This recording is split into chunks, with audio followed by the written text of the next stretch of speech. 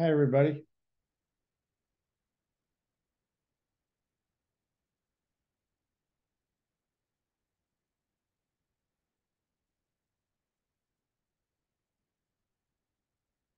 Oh, boy, I can't hear. Okay, here we go. We finally did it. Right. It's us, not your ears. Okay. Well, that's my way of saying I can't hear you. Really? Came through loud and clear. Are you feeling good? How are you feeling? Well, I feel pretty normal other than the inconvenience of the catheter and that process. But but everything else is fine. I don't have any other discomforts because I am taking a little bit of oxycodone and Tylenol, so that might be masking some discomfort. The holding happy thoughts.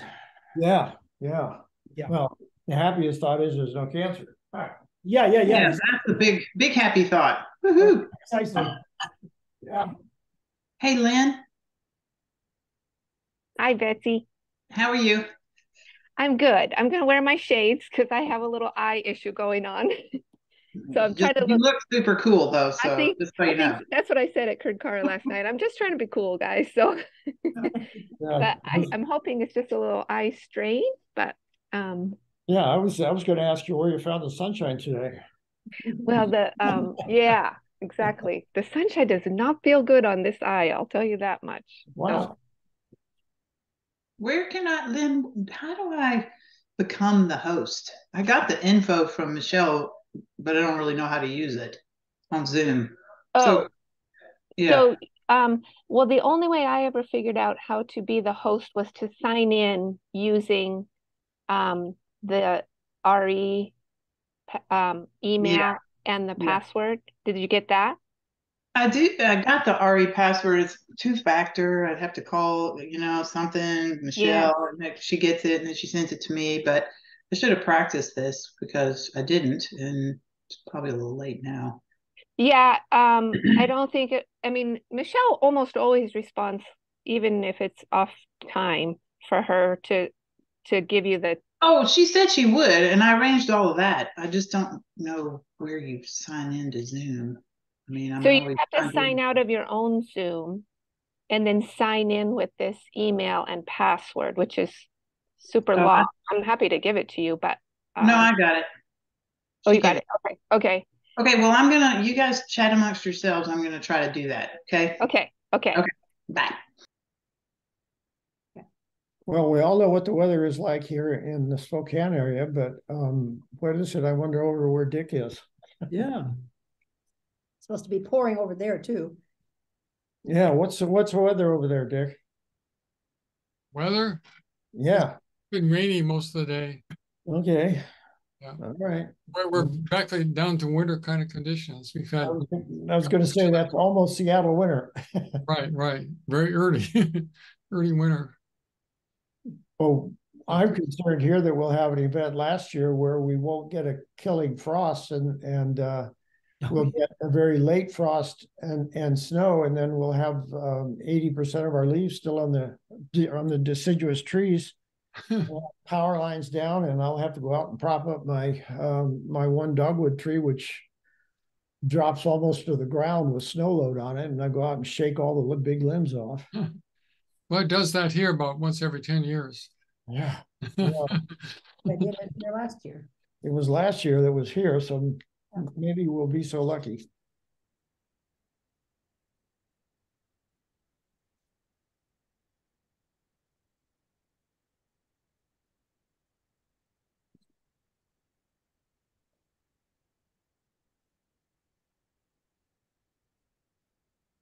While we're waiting, let me ask you a question, Lynn. Did you open the link that was in there for the policy and procedures? And did you find, as I thought it was, that some of the new policies last year weren't in there, weren't ever added? I didn't open it, but that doesn't surprise me at all because we knew that even in our work, remember that that they hadn't been added, particularly. Well, I'm positive we found the one from almost probably 3 years ago now that had not been added. And then the one about receiving gifts was so new that we were well into our work before that one would have been added. So we just didn't even push it. So the only one that I know, and I can give this in my report when it's my turn, but that Rebecca added, she just stuck to the end of the old policy and procedure manual, was about returning members. That's what I kind of looked for and didn't see, unless it was stuck to the bottom of a section in the middle of it, and I might have missed that. No, I don't think so. I think she just stuck it at the bottom, which is what we asked her to do, of the whole document. But if that document is not out there yet, that doesn't surprise me at all, because it was pretty behind the time. And the whole thing has been sort of out of commission since we've been working. So how'd that work, Betsy? Well, I think it worked. Yay. We're good. And really the only thing I need to host privileges for, which don't really need, is to share, because it's already automatically recording. But I wanted to share the agenda. So presumably y'all can see that now.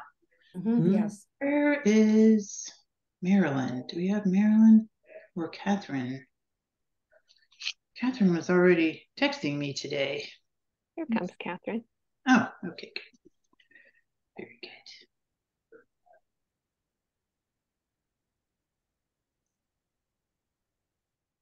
There's Catherine. Yay. And now we're just missing Marilyn and Lilia.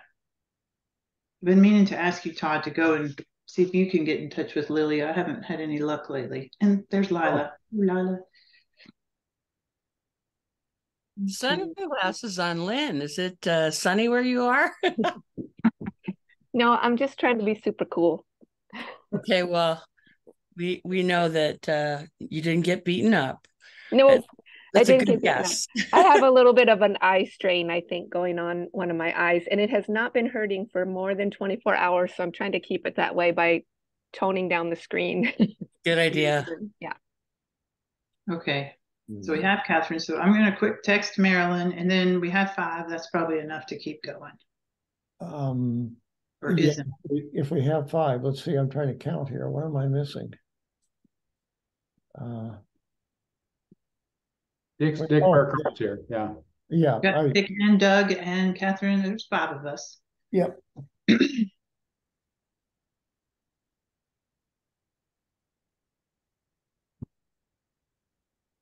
Yeah, when the screen sharing goes on, I can't get to the to my lower part of my desktop where I have I can open the bylaws and stuff. So I can't get to it. I'll have to print out a copy of the bylaws and keep them nearby. Well, I don't really have to share the screen. It's just if it makes it inconvenient. Well, it isn't inconvenient. The only inconvenience would be is if I want to go to or need to go look at the bylaws during our meeting. Yeah. Okay. I like it better without, unless you want to put them up periodically, only because it's like I see that nothing but a white thing in my face. White page. Yeah. Yeah, and the agenda is attached to our there's several places to get it at this point. So hopefully everybody's got it. Well, let me call to order this meeting. I think we have enough folks here, so let's go ahead and get started. So the first thing to do on the order of operations is to amend or adopt this evening's agenda. So I was just sharing it. Has everybody looked at it and seen it? And do they have anything they want to add to that agenda for this evening? No additions. Okay, hearing no additions, we'll accept the agenda as is. Hey, there's nobody taking notes because we don't have Marilyn. Recording, right? Yeah, we got the recording. You're right, Todd. Let's just do that. I thought I saw an email from Marilyn saying that she would depend on the recording. Am I the only one who remembers that, or? I remember that too. Somebody saying that she would not be at meetings and would be taking it from the recording. Okay, all right. Oh, that's cool. Yeah, I didn't realize that was, I thought that was a one-time thing. I didn't read it close enough, I guess. Yeah, me neither, Tom. But anyway, okay. Then speaking of Marilyn, she did do a lovely job on listening to the recording for our July meeting and recording a set of minutes, which you should also have received, dear board members. And hopefully you had a chance to look at that. And if there are any changes, if there are no changes, we'll adopt the meeting minutes from July. Are there any changes? Amendments? Discussion? Nope.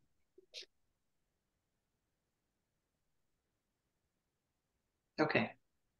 Then the meetings for the July meeting are adopted. Thank you. Oh, Lilia's coming. Yay. Hey, Lilia. Hi. No, thanks. Hello. I just realized I was muted when I said hello. Glad to see you, Lilia. We missed Thanks. you back in August, or wait, whenever that was, September. So I very know. glad to see you. It's a busy month. Oh yeah, I believe it. Teachers and starting school. Yes.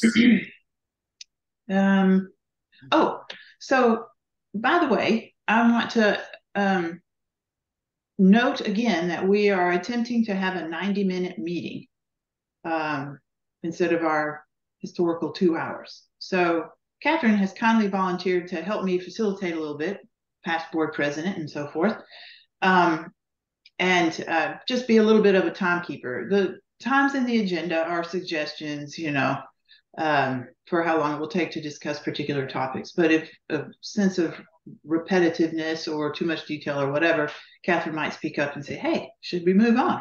So thank you for doing that, Catherine, and volunteering. Sure. Yeah, you know me, I tend to like to zoom through. And so if I do make that suggestion, I'll also ask if most people feel ready to move on, or if people feel like, no, we just really have to stick with this. So I'm not going to be like a real bad buzzer bell, but I'll try to keep things on track. Thank you. Very cool. Thank you. Okay.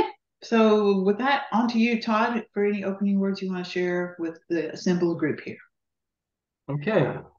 I thought what I would do today, since it is kind of toward the end of our day, that rather than have opening words, we would just take a moment to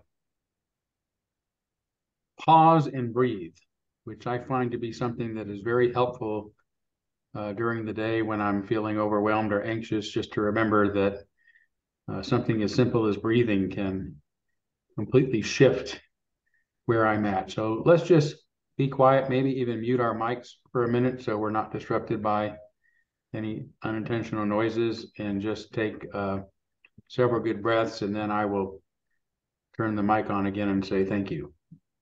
Just breathe.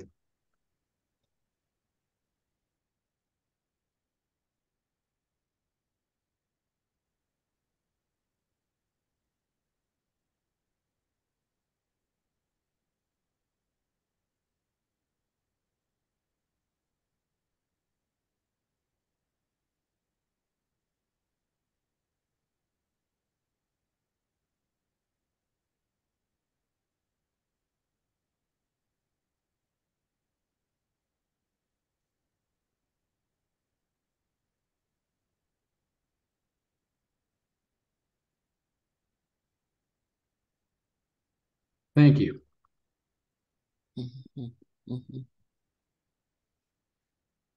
Thank you, Todd.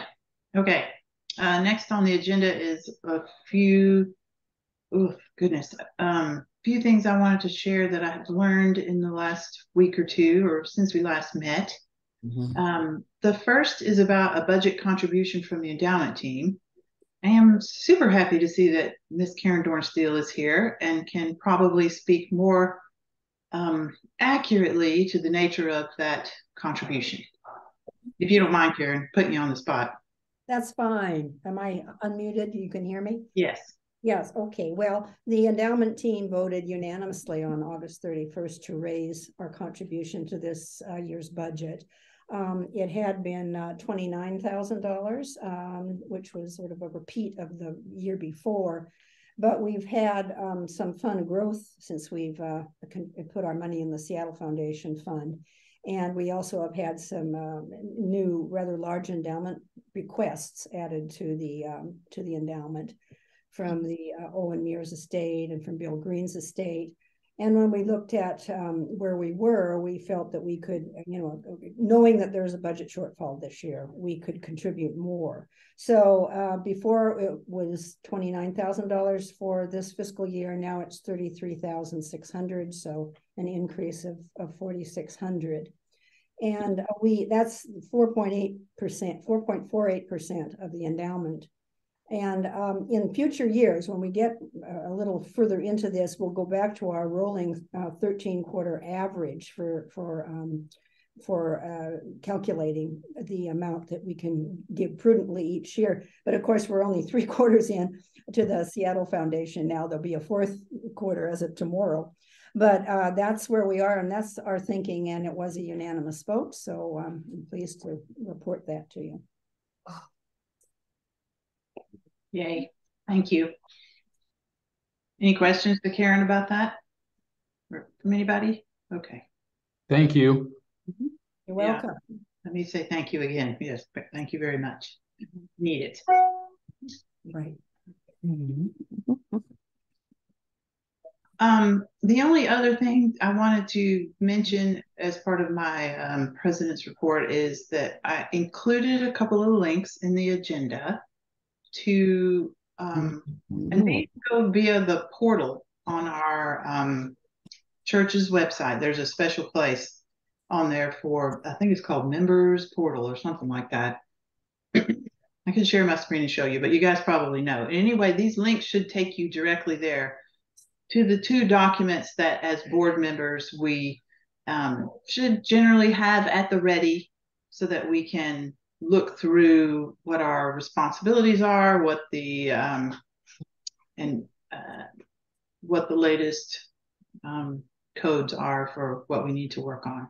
We constantly refer to these or regularly refer to them, not overly much, but occasionally we have questions, and I wanted you guys to have a link so that you could get to them, so that we could all share that responsibility of being familiar with these documents, which essentially organize our work and guide us. I think we've talked plenty at our retreat, and Lilia, you were there last year, if not this year, so you understand about the difference between bylaws and policies and procedures, and essentially the flow down of those 2 documents. There are others, but those are the 2 Articles of Confederation, but we don't really refer to those much. Those are the main ones. So. Let's see, I have a question, Betsy. Is there going to be a spot for a treasurer's report today? I don't have one, but that would be a good thing to add to maybe we could do that in the any other business section today. Dick, how about that? Yeah, okay. Yeah. Have you prepared something to share with us? Well, I've got some questions. I'm still trying to work out with Rebecca Adams exactly what's going on, but okay. Still, it might be worthwhile to share a little bit. Okay, that'd be good. Let's put that in the any other business or section, Dick, and we'll zip through our other things as we can. This isn't a very heavy agenda. We're still essentially getting up and running. There's other things we need, some volunteers we need to talk about from our team, for to work on too. So before we get to that though, the next item is there was a question, Todd. Anything else you want to report as minister, I suppose, this month? Particularly, we were interested in an update on the paid membership to NAUA, but anything else you might want to share with the group? Sure. Yeah, I have a few things as far as membership with NAUA. We currently, and I hope it'll stay this way, do not have any fee structure for membership. Our desire is to rely upon the goodwill of our members and the good work of the association, right? So that rather than having an organization or association where people ask, now, why are we giving this money to this association? they say, let's give money to this association because they're getting something out of it. And so congregations, we welcome any congregational members who decide that they want to make us a part of their annual budget to do so. We also will encourage our individual members to contribute as they're able. And we're not doing that formally right now because we're still really getting this up and running. We're at a phase now where I would call it the committee phase, where we have enough membership now where we can create committees to develop an infrastructure that will help sustain the association, so that we can focus on some of these more permanent issues like finances and annual meetings and elections, those sort of things. But we're doing really well. We've only been up and running since March, and I feel really good that we're at this place already where we've already have several committees. So a finance committee will come down the road, or fundraising committee, whatever we end up calling it.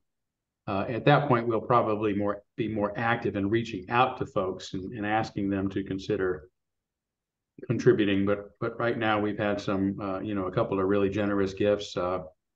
One individual from our church, I won't say the name because I can't remember if it's anonymous or not, but has even contributed an amount, funneled it to our congregation to be given on behalf of the congregation. So there's actually a record of contribution from our entire congregation, thanks to the generosity of this particular individual. So that's kind of where it's at right now, but we're never going to ask, at least while I'm involved with it, for a specific amount from any institution or any individual. You know how many individuals are members at this point? I don't know the exact number on the individuals who are members. What I know is we have combined between subscribers and members just over 700. Ooh. Most of those are members because they have most people who go to the website and interact want to join. Occasionally we get someone who just wants to subscribe, which means they will get our emails and our newsletter or our Liberal Beacon. But between the institutions that have joined, in fact, I just was in Alabama over the weekend and spoke at one of our NAUA member congregations there. It's another UUCS, the UU Congregation of the Shoals, and that was a lot of fun to see them again. And then UUCS is our UUCS is a member, or an organizational member.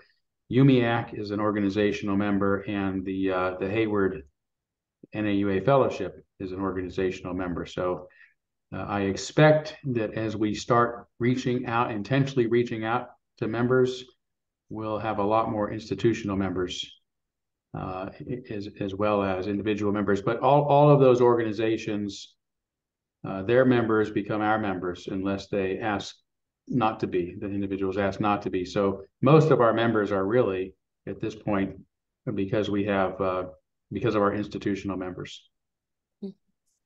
So, Todd, just for clarification, when you mentioned contribution from an individual that went to NAUA on behalf of UUCS, is that a record somewhere?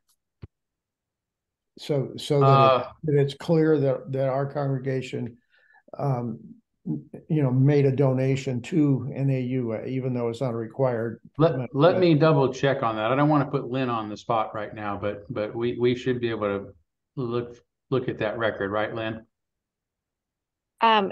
Yes, actually, depending on how that was done. If it was it didn't come to me as a check, a hard copy check. So those are the easiest, but if it went through PayPal somehow, that's easy. Okay, let me clarify all this. We're beating around the bush. I had a minor windfall. I gave $2,000 to the church with a specific direction that 500 of it is to be the UUCS's payment to NAUA. Now, I didn't make a separate check for it, but that's the way I want the progress of the travel of the money to go. to make sure that our church has given that amount of money and not me as an individual. Yeah. I will double check with Rebecca on that to make sure that she contributed that in a way that we note that as an organization as well, Lynn. Yeah, and it sounds to me, Tom, like it's important to you that that shows up in UUCS's budget as well. Is that's a Yeah. so Yeah, it's a line item thing. Certainly as well, there is a line item in the budget we adopted, but it was zero. And what I wanted to do was to put $500 into that as a, directly from UUCS and not from me. Got it. And I believe that Rebecca, she explained something like that to me too. So I know she's certainly aware of that. But as far as the record keeping of that from UUCS's perspective, I don't know. Todd will have to peek on that. Yeah. Well, thank you. I'll ask Rebecca about that so we can make sure that is the case. Also, thank you, Tom. Yes, thank you for your generosity. Yeah, thank you. Yeah, so okay, so I had a couple of other things. I guess the first one, speaking of NAUA, how many of you were able to see the Ken Ng presentation? Yeah, so a few, not everybody. So Ken Ng gave an NAUA Academy presentation last week, and it was brilliant. Of course, if you haven't seen it, I would suggest you go on to the NAUA website.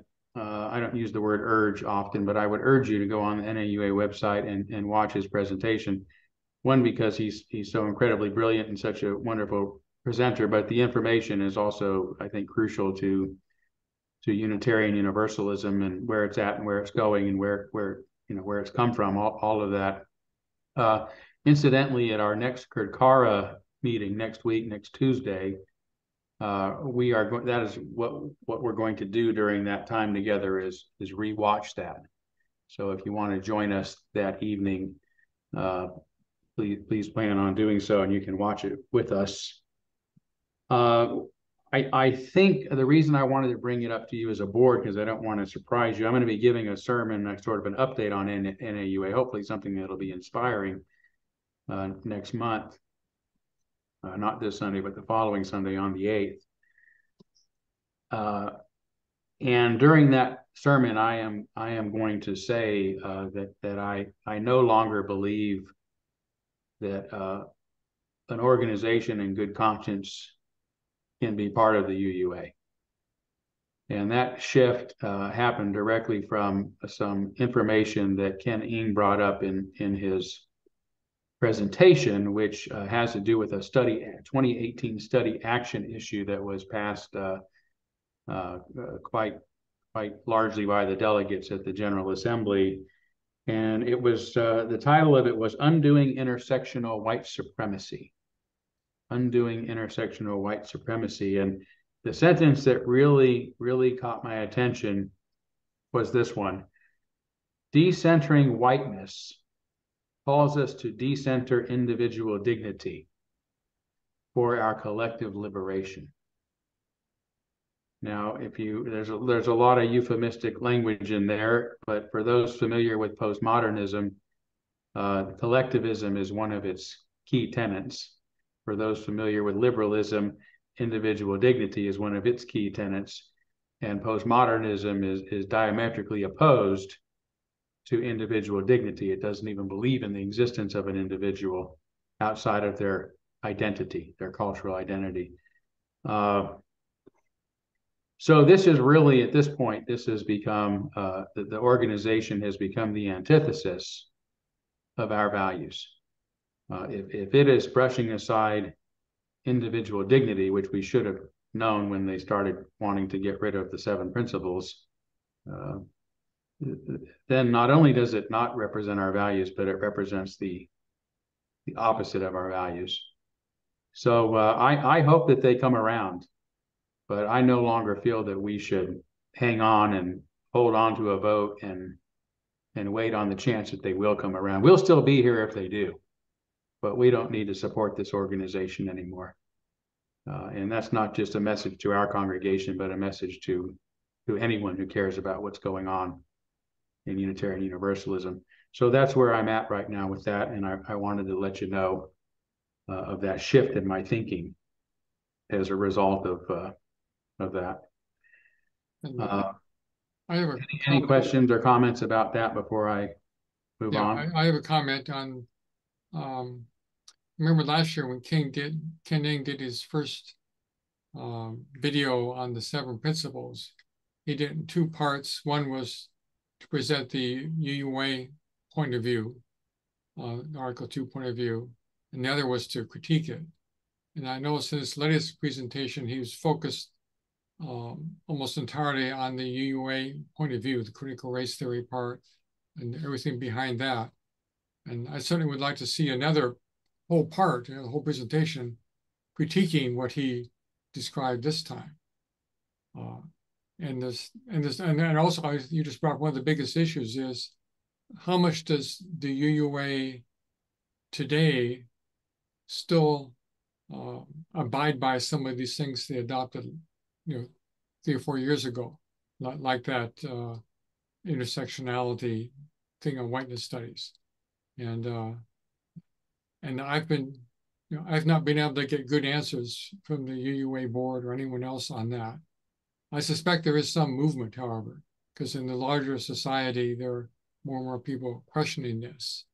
So I think we'll be moving in the right direction, but maybe only slowly on that.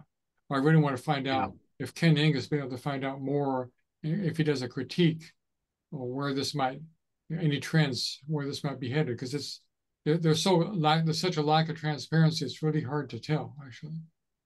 Well, yeah, I mean, perhaps I think this is something we could probably have a longer conversation about, but I would just, in my position is that the UUA has proven itself over and over as recently as the last General Assembly, the direction that it's heading. And I don't have any hope based upon its behavior, at least, that it is going to turn around. If it does turn around, it will be because society recognizes this is a losing game. But that is going to be some time out. And as I say, I'd rather concentrate on the positive things NAUA is doing, to let the UUA determine its own fate. And if they should turn around, there's another Unitarian organization in the world that would be happy to figure out how to create a positive relationship with them. But I think that's going to be up to them. And at this point, I did hear John McWhorter saying recently that he thought we'd already passed peak woke. I've heard that from a lot of folks. And so I think we are. There is a change going on, but it's so hard to tell. And this Yasha Monk. Yeah, but I don't think there's any evidence of a change in the UUA at this point. In fact, I think the evidence is to the contrary. So. Yeah. But it will respond, but it may take a while. You're right there. Aaron, go ahead. Okay. I thought Ken Ing's it was Ken Ing? Ken Ing's presentation was brilliant. Yeah. And I would just suggest that beyond the Kurd Kara group, that the congregation is offered not only a chance to view it, but to discuss it. And again, to Doug's remarks, if we could get somebody from UUA to actually converse about why they're doing this and the other side, that might be a very good, dual conversation. Not at the same time, but I mean, but I think the entire congregation should be involved in these discussions at some point. Yeah. Well, I know that we just happened to talk about it last night, and the group decided we wanted to watch it, and so that's one of the things we were planning. And I invite anybody who wants to do so to come next Tuesday. But it's a great idea to encourage folks to watch it, and maybe even put the link in our Sun and that kind of stuff, or have a showing at the church at some point. We could do that too. Incidentally, another thing that some folks asked last night was to have kind of an introduction to intelligence to some of the software that I've been using. And we talked about doing that on Saturday, October 7th, probably in the morning. I think we would, I said 10, but I think we would make it 10:30 because I remember this morning that the men's group meets from 8 to 10, I think, on that Saturday. But we will have it 8:30 to 10 or 10:30, just depends how long the conversation lasts. Yeah. Well, maybe we would have it at 10:30, and if folks know about it and want to make it, they would leave early enough to make it to the church.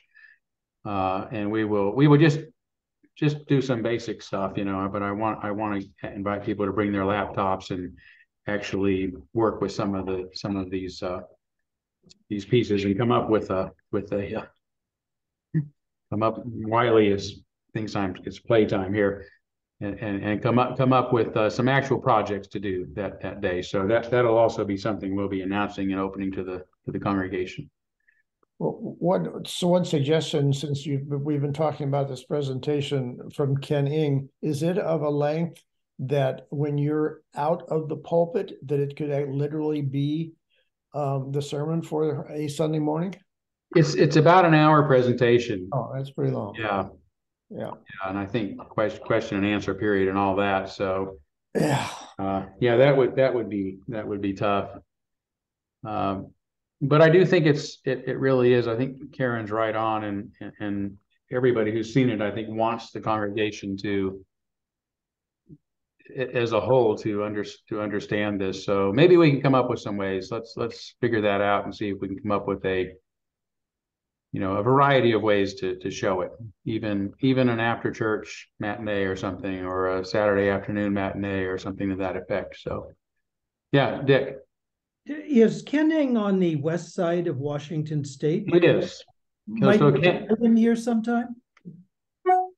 Yeah, if he'd be willing to travel, yeah, that would be great. Ken, interestingly, is not a Unitarian Universalist. He's in the Port Townsend area, right. And because that's such a close knit community, and he's a progressive or liberal, really a liberal thinker. He knows most of the Unitarians, and so he's been quite fascinated. First impressed with the work they did, and then quite fascinated with the decline or what's been going on. And he's been perhaps one of the most unbiased and intelligent voices over these past 4 years. He's actually put together several videos that some of you've probably seen on what's going on. So that maybe we could look into that. And even if he doesn't want to travel, maybe he could be a guest speaker via Zoom or something. Mm-hmm. Yeah, something to suggest to the guest speaker team. And then a couple other things I wanted to mention real quick. Recently, the Steels and I attended a small birthday party for Moritz Kundig, 98 years. And the subject of our architectural drawings that were done about 5 years ago came up, in part because the architect who drew them was there.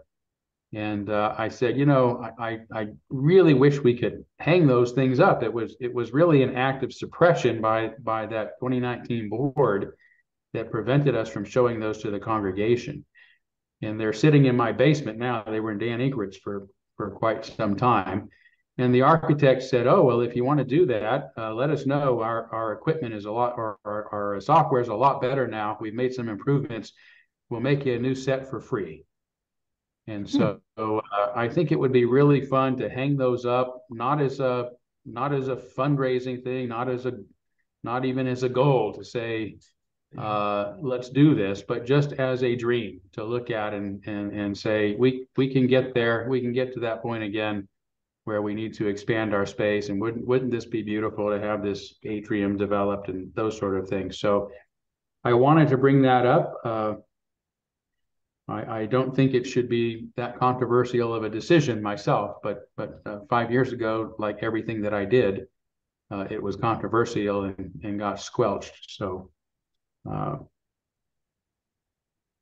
Well, do you need a motion to make that happen, or can you do that administratively in your CE position?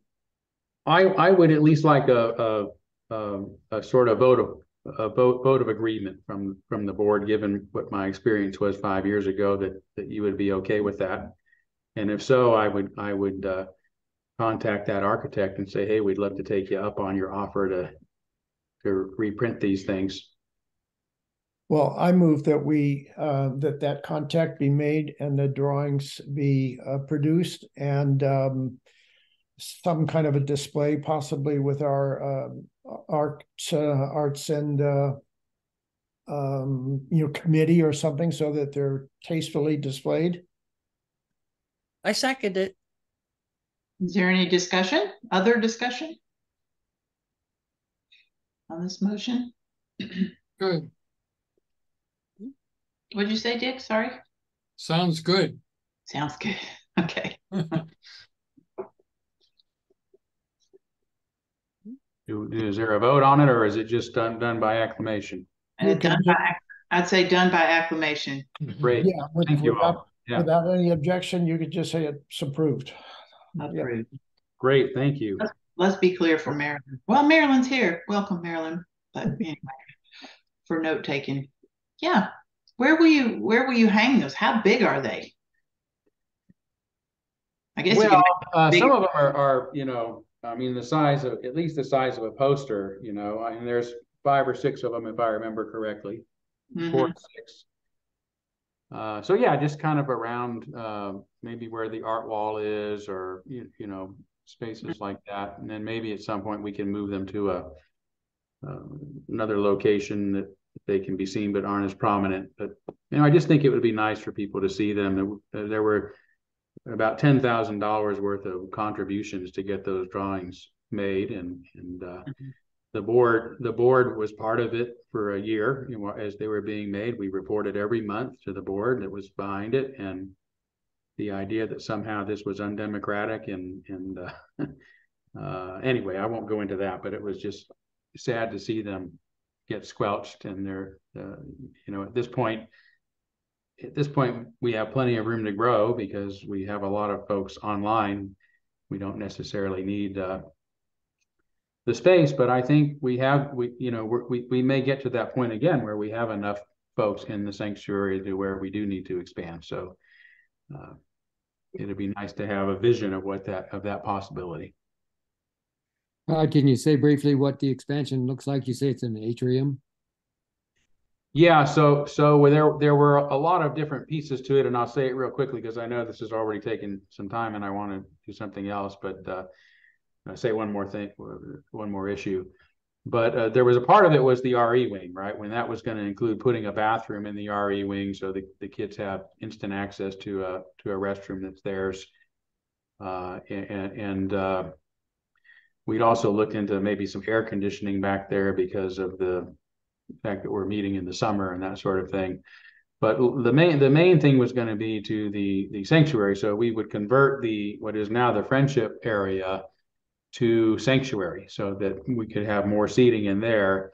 And then that space that is between the chapel and the RE wing would actually become enclosed and be a fellowship area where people could go, and there'd be a coffee shop in there, a book nook, seating areas, and places for people to stand and mill around, and even have meals and whatnot in there if we wanted. So basically we'd be developing that in-between area, be the biggest part of it. Yeah. Thanks. Yep. And then the other thing that I would like to do, I haven't done this for a while, but I would like to plan to take a month-long sabbatical in or around February. I know that's a strange time, but that's when I take my month-long sabbaticals, and I could use a bit of a break or a little bit of a refresher. So I wanted to let you know I'm planning that. Great, thank you. That's all I have. All right, thank you, Todd. So moving on through our agenda a little bit, the next thing was to talk about the executive committee volunteers. So that's the team that essentially puts together the agenda for the monthly board meeting. this for this agenda, Doug and I, Doug's VP, I'm P, I guess. So we put that together with Tom's help.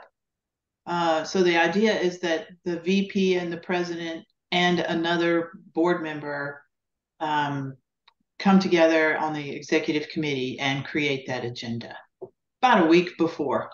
I don't think there's anything that says exactly how long before, but custom has been a week before the meeting, or at least a week, so we can get it prepared and out to everybody. So kind of looking for a volunteer for our October meeting to join Doug and I to put that agenda together. We're thinking that it might be nice to share this role and have essentially call for a volunteer at each board meeting, and we could move it around unless somebody wants to be a permanent member of the executive committee and make those agendas. We got it done in like 30 minutes last week. Just a comment from the bylaws. It could be a floating person, or it could be a designated person, not chosen by the president and the vice president, because we're trying to avoid some of what happened during the Susan Vernig era. But also the exec committee can, if directed by the board, take on other tasks. So in that respect, maybe that suggests a permanent person, but I'm sure that could be worked around. That if we wanted a floating person. Good point. Thank you, Tom. Any volunteer for a floating executive committee member? It's fairly painless. Well, we got Lilia and Dick. And we throw Catherine in there. She'd feel it comfortable. And I would do it again too, because it's not very onerous. And we meet by Zoom. Oh, yeah. Thanks for pointing that out. True.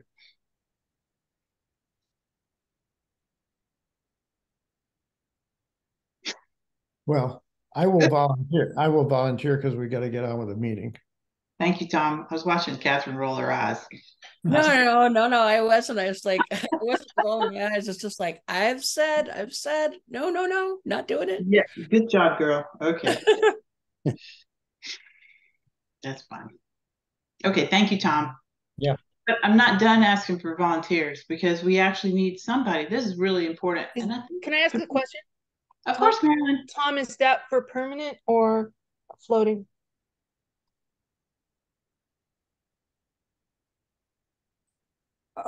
I would do it. I would do it either way. I still like the idea of a floating person, because it's an educational exercise. I mean, it's a good exercise for everybody to be involved in. What should we be talking about? But I'll do it.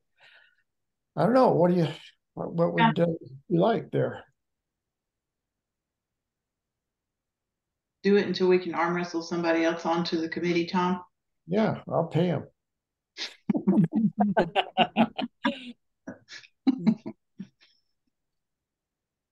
Floating for now, then, huh? Yep. Yeah. Thank you. Okay, next volunteer that I can that I want to ask for is on the ops team, the operations team. So Candace, it would be a member of the board. I'm pretty sure we have something in the the bylaws that calls for such a liaison. We have a few, Dick, you're doing the treasurer kind of thing, which is in a way a liaison with our financial team, and the whole budget process, And we'll give you a chance to ask your questions about treasurer here in a minute. But we do need somebody if they could, to meet with the ops team. Now, the ops team includes Todd and Rebecca, and who else, Todd, typically comes to those?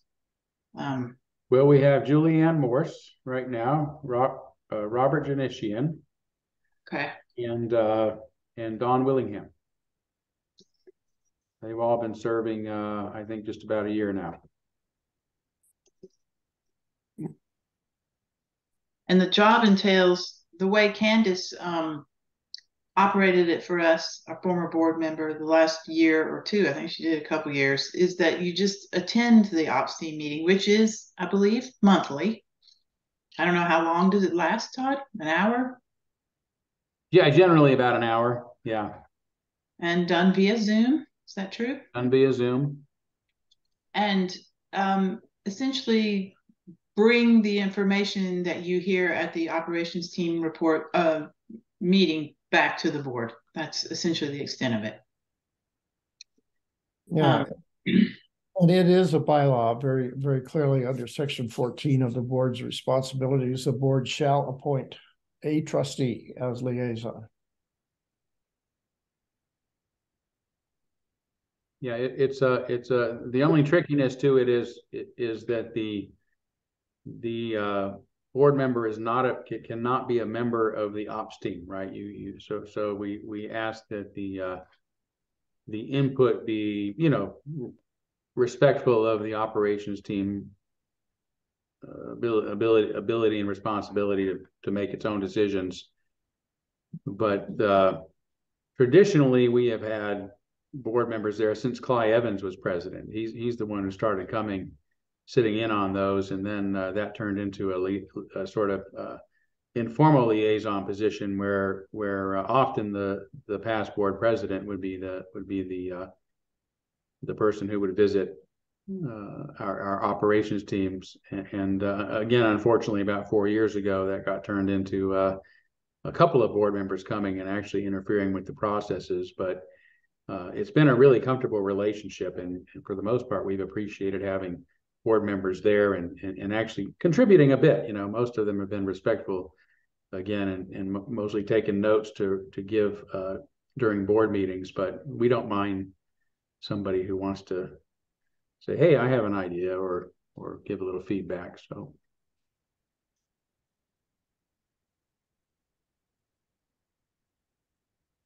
anyone have any interest in that role? Very important role on our board of trustees. There's a lot of little volunteer jobs for us, aren't there? Yeah, I would say it's one of the most important jobs because the operations team is in charge of the day-to-day operation, and the board is kind of remote for that unless they have somebody reporting regularly. Agreed.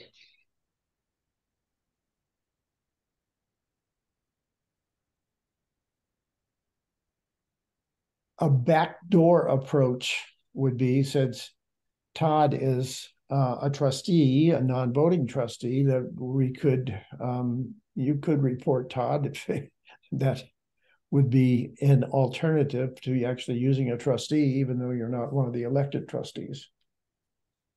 yeah, no, I could do that. I won't do as good a job as Candace did, but Oh, she was super. yeah.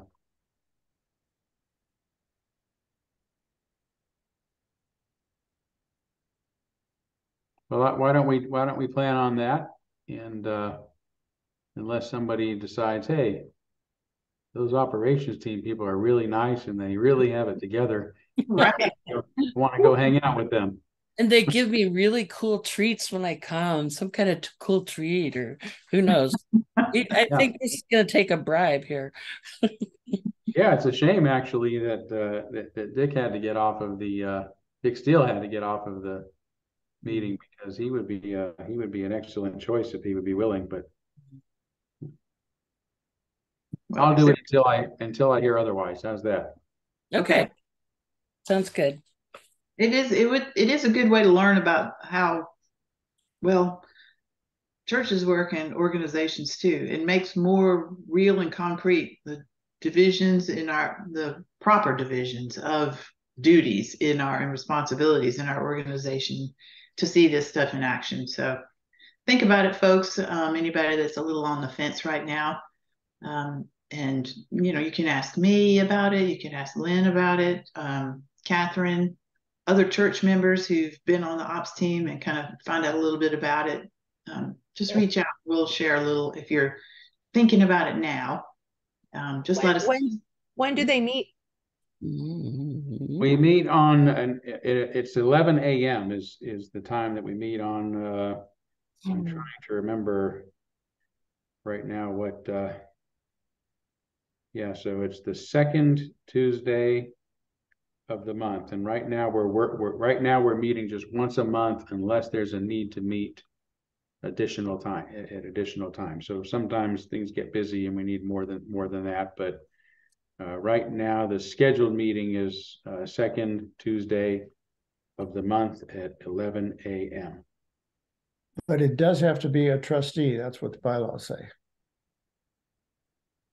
Yeah, and I am a trustee. You know, I think according to Robert's Rules of Order, what kind of trustee am I again, Tom? What's the name of it? Well, you're a non-voting trustee, and yeah, but there's Robert's a certain Rules- name for ex officio, right? Oh, yeah. Yeah. So a lot of time the ex officios have, you know, full rights of and responsibilities of any member of a board outside of voting. And a lot of organizations, they vote too, unless it's spelled out in bylaws that they don't. So yeah, Robert's Rule says you have you have all the rights and responsibilities of any trustee, except our bylaws say you're non-voting. yeah. Then you're there by virtue of your, being our senior minister. Exactly. Yeah. So that way I'd be able to represent you on the ops team. Although I'm also a member of the ops team. Yeah, it's getting a little, so that gets kind of. It's great for you to volunteer. I hope that one of us will can step up on this job. I think it would be good if one of us that wasn't you, Todd, even though Robert's Rules of Order doesn't prohibit this, just for our own separation of duties and just another perspective and just learning how the church works. It would be a great opportunity. I think somebody needs to think about it a little bit more. Maybe we'll get Rebecca to send out a description of the fabulous treats that will be offered over your Zoom meeting. What kind of treats would those be, Catherine? Digital brownies. AI brownies, delicious. Get to borrow Todd's virtual reality mask thing and yeah, some exciting thing. Sure do that appeals to you. Go ahead, Sue. Except you're still on mute. We can't hear you. Sorry. No, we can't hear you. You're not muted, but we can't hear you. Try moving closer to your computer. See if that helps. No. No voice. Yeah, you can type your question in chat. Thank you. That'd be great. Or awesome suggestion for arm twisting for an ops team volunteer. Well, the fact that we're down one trustee and Catherine is just filling in, as she said earlier, we're really down two trustees. So that's part of our problem is we don't have enough trustees to spread around. You're absolutely right, Tom. And you and I were supposed to be doing something about that per our last meeting. And we are in email talking about it. Yeah, we've got several names. Yeah, we could probably. Wow, that would be. I don't know if you saw Sue's board, and Sue's been a recent member of both the board and the operations team, so that would be a great temporary solution if the board heard about that. But Sue isn't a trustee. No, she's suggesting that we use Rebecca's minutes. Rebecca is essentially the facilitator of the ops team meeting, takes minutes. Is that correct, Todd? Yes. That we use and present those minutes at our board meeting in lieu of an actual person a board member going to the. Is that what you're suggesting, Sue? Yeah, I was ready to have Sue back on the team. Sorry, Sue. Well, that would be awesome. That would be, yeah. Yeah, that's a really good idea. Well, I mean, that's essentially what I would use if I were reporting it. And keep in mind, I will have been at almost all ops teams meetings. Sometimes I'm not, but usually I am. So I'll have enough familiarity based on those notes to maybe fill in any gaps. So that would be Okay, then let's do that. I'll make a note of that for now, that we'll use. Just have to have it to where I loosely feel the requirement of a board member being on there, although I then am violating the the bylaw about not having a board member as a part of the ops team, although I'm doing that anyway, technically, I guess. You get to do anything you want, Todd. I'm a walking violation no matter what I do. I'm violating something. The only thing is, do you have a board that loves you or hates you? We love you. Thank you. Okay, very cool. Thank you, guys. I know that was a bit excruciating. We'll Tom and I will continue to work on filling in the gaps on our board, which may help with the volunteering and spreading our jobs around. But in the meantime, that was a great suggestion. So we'll use Rebecca's minutes from the meeting for now. Okay, Lynn, you have waited very patiently for us to get to the agenda and your portion, which is a little bit of a policies and procedures project. I gave y'all a name, the P&P project. And where you were with that. We talked about it briefly at our retreat a little bit. Well, of course, we're learning about the documents, the flow downs and all that stuff. And we were aware of the project or the work that you and Tom were doing well, anyway, I'll let you explain it from there. So turn it over to you. Okay, I think that's what we called ourselves too, the P&P team or whatever subcommittee. So, so those of you who were on the previous board with me, Betsy and Catherine and Lilia, will certainly recall that we were updating you monthly. The P&P, the Policy and Procedures document, was the document that really the last one that needed to be updated as far as all of the documents being updated following our bylaws revision. So Tom and I started that about a year ago, and we worked all last year weekly. And then in about April, we completed that work as far as we could with the current policy and procedures document. And then we had to wait because there were multiple things in that document that we wanted to be switched, or we wanted to see if the board wanted to support those policies being made into bylaws. So we couldn't finish that work until after the annual meeting to determine what policies would be transferred into our bylaws document. Now we have that information. So where we are is, and then after the annual meeting, and once we knew those bylaws that were going to be now permanent, we did not meet further throughout the summer. So we are in a place right now where we will pick up starting October 11th with the full knowledge of what constitutes now a bylaw.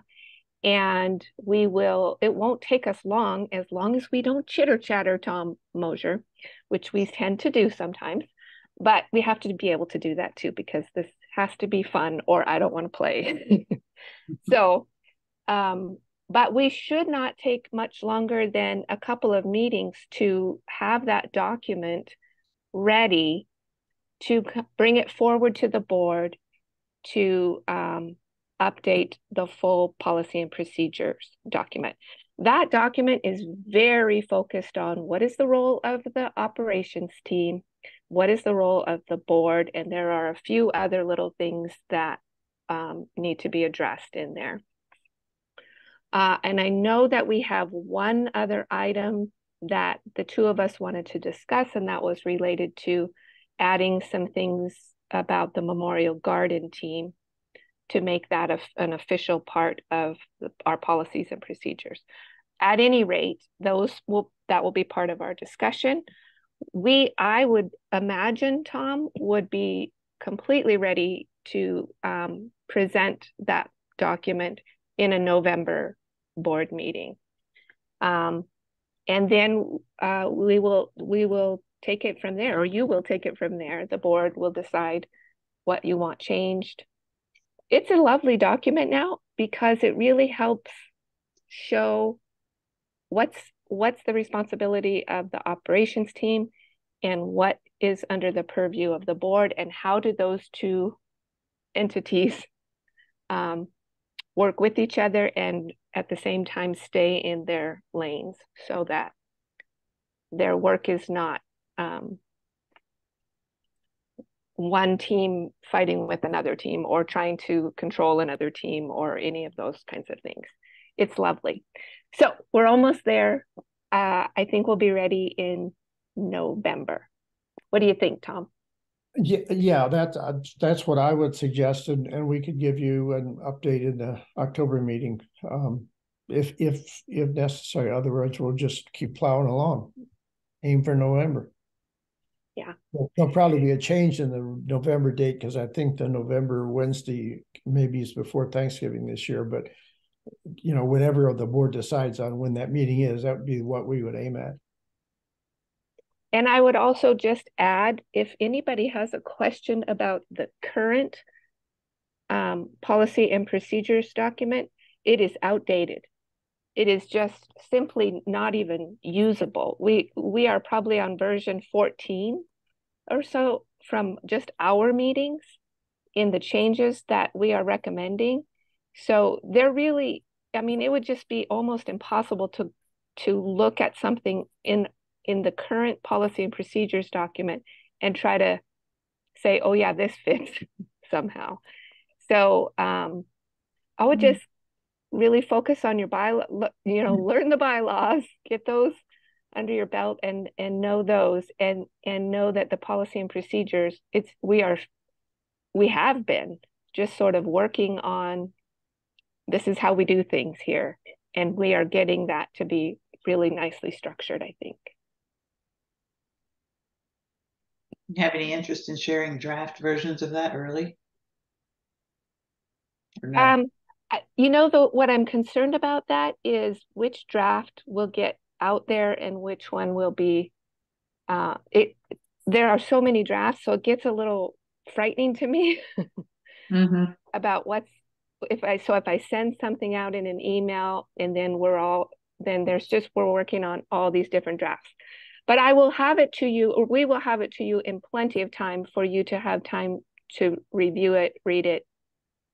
You can compare it with the document that's out there right now. Well, yeah. I would expect that the board, if something is prevented, it's going to be a draft that's presented in November. It could well be January, February before you have devoted enough time to it, either in a meeting or out of a meeting, to come up with something if we're going to skip the December meeting like it's been talked about. So we'll just see how it goes. All right. Sounds good. Sounds good. In other words, that link I put in the agenda to the existing policy and procedures should be taken with a giant grain of salt. That's what I'm hearing from you, Lynn. Don't spend a lot of time. Don't spend a lot of time on it. Yeah. Okay. Thank you. That sounds good.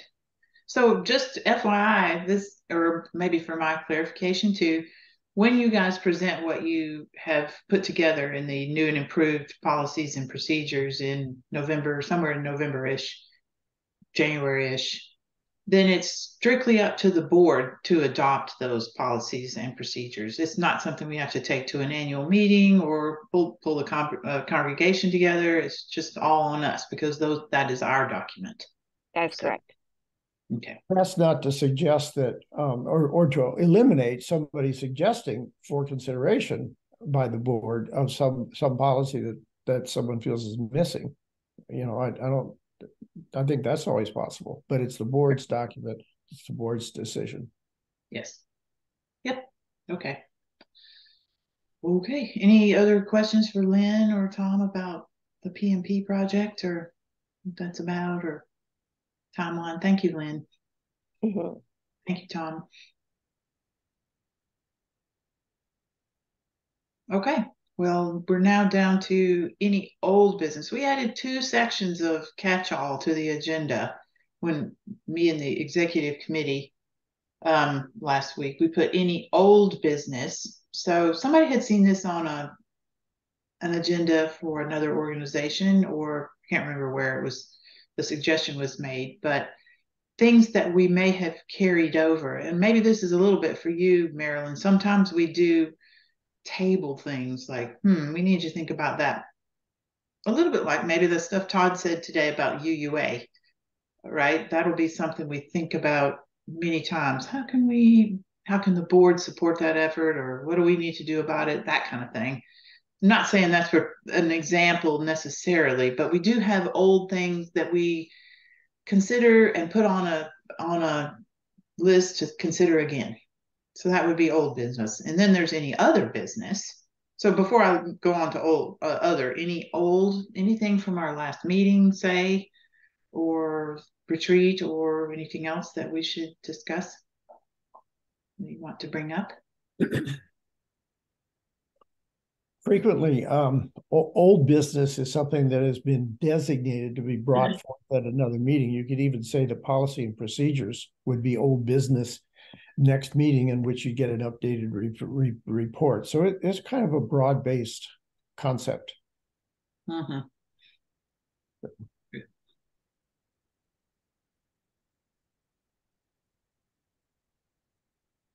Okay. Well, one of the things that what I guess would be old business was the search for new board members. And in that respect, I've contacted Nancy Avery and got some kind of a report of people they asked and people that were on their list they didn't ask, to be in the election that we held in June. And then I also literally went through the Breeze list with all of the names and members there and identified 2 or 3 more. So this is something that Betsy and I have a chance to work with some actual names. Good, Tom. Thank you. You and I need to make some phone calls. Yeah. Or if you're not in Alabama, maybe even have coffee. I'm actually in Tennessee, but whatever, someplace not Spokane, right? Yeah, I'm going to Tennessee. Yeah, that would be fun. I'll be back this weekend. Okay. Thank you for reporting all that. That's good. And it's also a reminder that we need to get on that, me and thee. Okay. Now, any other business? And Dick, this is where I would like for you, if you're ready, to ask about treasurer. Ask and tell. I'm not sure what you had thought to do, but whatever it is, it's your time. I'll just make a little brief report on some of the issues I'm working on. I did have a good discussion over an hour with Rebecca a couple of months back, and she had sent me a balance sheet report and about 3 pages and 4 pages of a budget and actuals report and another report on special funds. There's a lot there. And she did point out, I think, on some of the special funds, she thought some of them were outdated and needed to be combined, or something needed to be done about them. So I could maybe designate that for some future meeting to work on after I talk more with her about some proposals for some particular outdated special funds. Okay. But then she just sent me, I think we decided, well, maybe have every quarter a pretty thorough financial report. But a couple weeks back, she sent me a new balance sheet report, but not the others, not the special funds or the budget. And one of the issues is I've been a treasurer in the past, and where we actually had like monthly updates on budget versus actual, so you could see what was budgeted, for a year and projected as a budget through our current month, versus what was actually spent. So you can see where we're going. Maybe we're ahead of a budget or behind budget.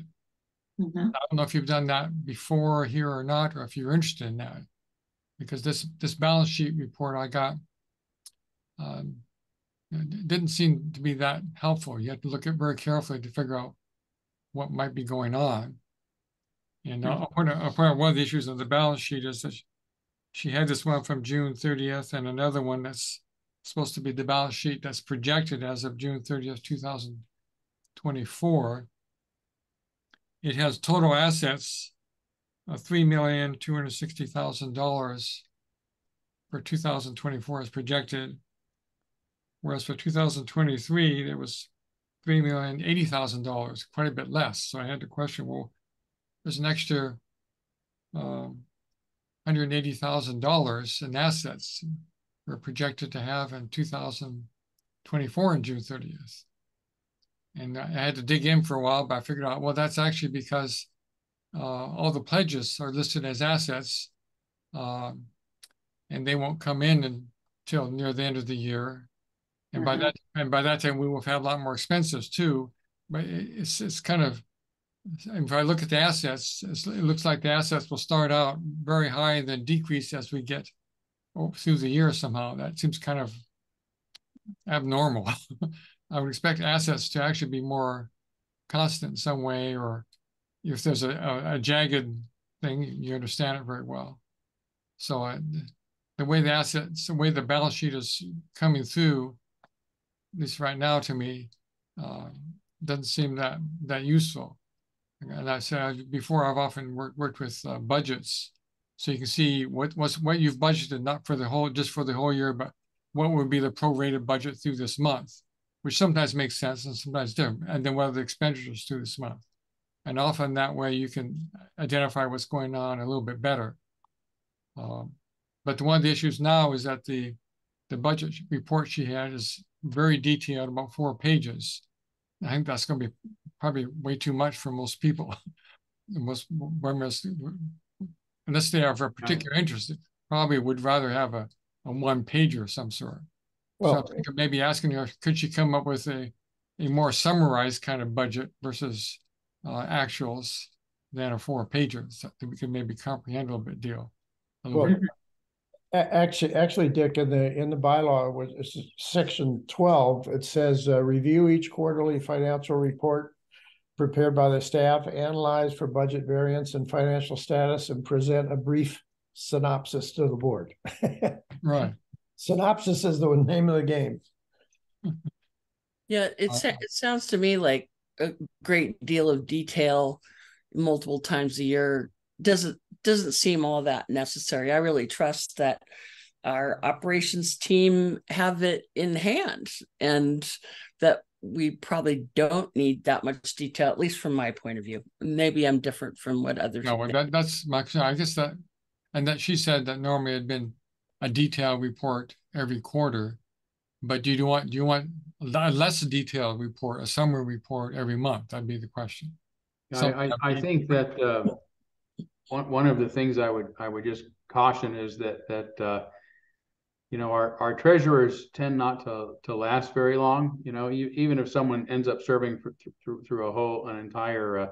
Actually, this is very new that a board member is required to be the treasurer, right? And the understanding was that I mean, in the past we had members, often accountants and those sort of things, that took those roles on who were quite involved. But what we have now is a paid staff member, and actually 2, with Rebecca sort of helping to oversee that.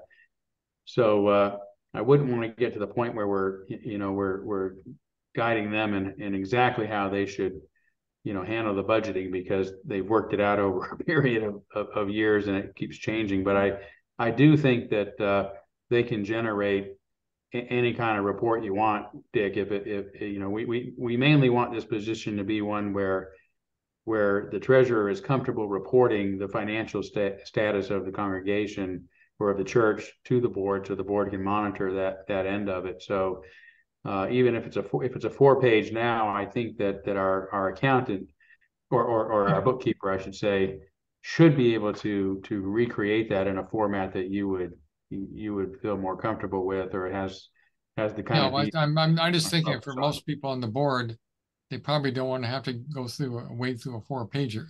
No way, no way.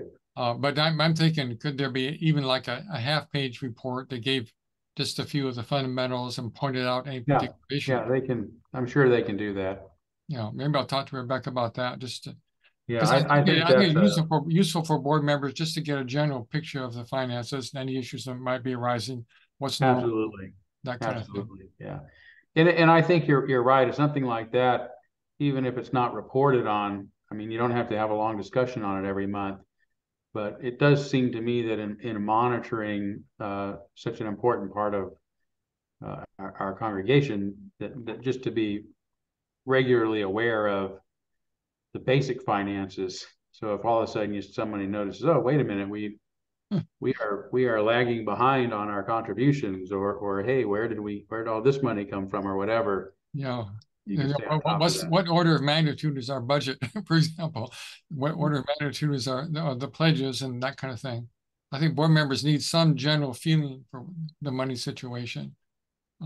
Yeah, I mean, just as long as you keep in mind that the pledges come in at varying rates, so it's very difficult to judge right how that's going based on a monthly look, if you will. And I'm not sure if Rebecca can do it, but sometimes our financial person could put in from the previous years sort of the typical rate at what pledges come in. They could have a graph that goes through the whole year, or the typical. Well, they have that. Yeah, they can tell you the trends of when things come in. So it's just not an even thing. So yeah, so maybe I could try to work, get some information on trends and where we're at with respect to the trends. And maybe I was thinking maybe each month I could just highlight one issue or something like that. Yeah, that's a great idea. And it'd actually be the bookkeeper. Hopefully, Rebecca will designate that stuff to our bookkeeper. She's got enough on her plate to be juggling that. But we should be able to get simpler reports for you for sure. Yeah, especially if we just narrow the focus. So it's pretty simple. Yeah. Dick, my concern would be that you put in a bunch of unnecessary effort in that about things that it's not just it's not just that we'd rather not be bothered with it, which is, I think, one part. But I think the other part is that I just really have confidence in the team that they're handling things well, and that if there's anything that's really important for us to know, probably Todd will know. Right. So I guess I'm saying I don't want you to put a whole bunch of effort into something that may not bring a lot of real rewards for the board, at least in my opinion. Yeah. But like the rate at which pledges come in, I'd like to have a picture in my mind of how that works. So if one time a year we saw how that worked, I think that would be useful for all the board members. I would really like that. I handed off treasurer to you, Dick. So, and I do appreciate you doing this work. I think your idea you're right, Catherine. We don't need and Tom, we don't want to see 4 pages of detail. Right, yeah. And since you have ever so kindly taken on this role, and the 2 things you mentioned just now that I found really, really valuable be that order of magnitude thing for the board. So we all know, oh yes, our budget is this and this, and trends. Trends are fabulous. So I'm thinking maybe emphasize one trend each month. Yeah. So you don't want to be overloaded with that kind of thing. And some overall figures too. Well, and then quarterly, as it says in the bylaws, you could maybe have a kind of a standard format, a quarterly beginning or end of a quarter, and that would meet the bylaw, and then have your, brief oversight during the each month if you had something you wanted to zero in on. That's the quarterly ones. I could give you everyone what she sent me, the full balance sheet and the. It's supposed to be a brief synopsis. I don't want to see them. Yeah, we don't want to see those either. I've dug through those, Dick. It takes a long time to figure it out. So. Okay. I could do more thorough synopsis maybe. Yeah. Don't muddy up our poor little minds, Dick. Great. Yeah. Thanks for doing that. Yes, Yeah, thank you. Yeah. And you have a great mathematical brain, so I appreciate you doing it. Okay, let's see. Any other business? Any other business? Anybody wants to bring up? We've still got technically 8 minutes in our 90-minute allotted time. Well, Yay! how about the executive committee meeting? It says time to be determined.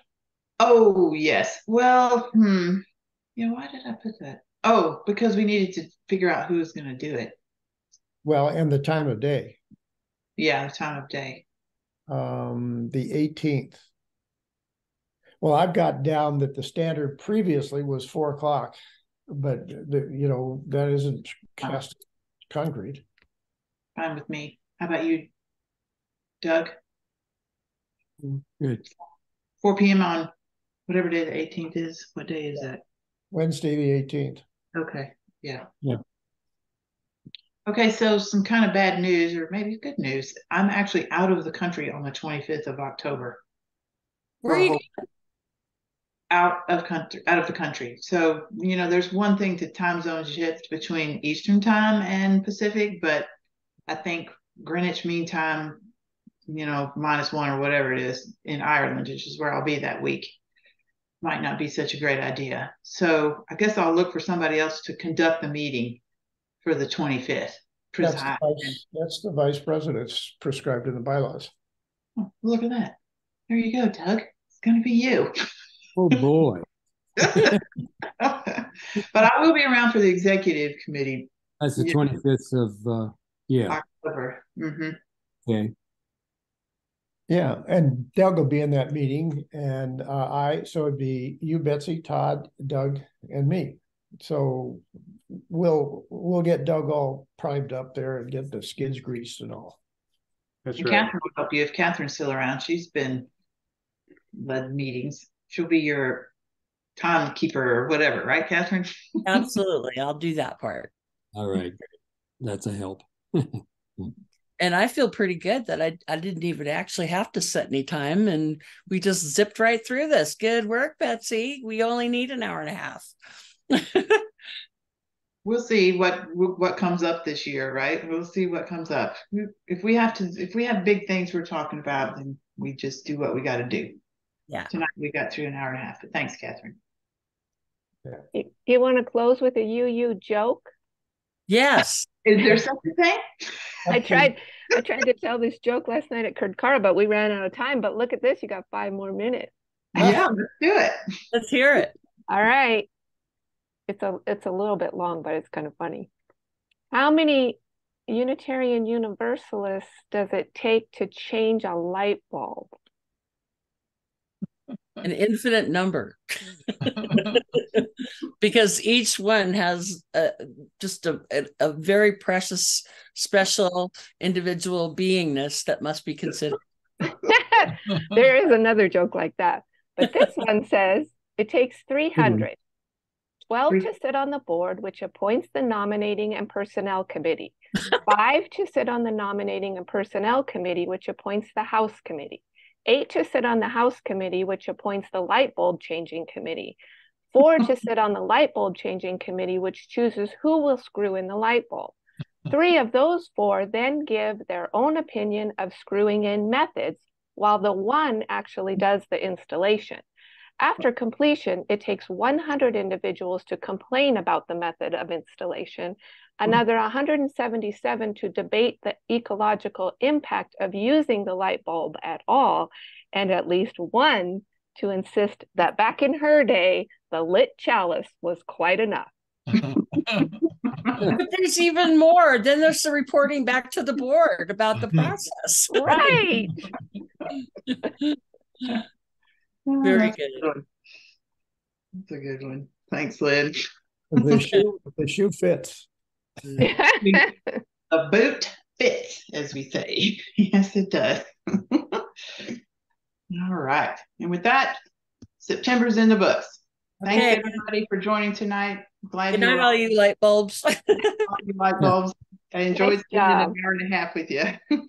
Good job, Betsy. Yay. Bye, Bye. y'all. Yeah.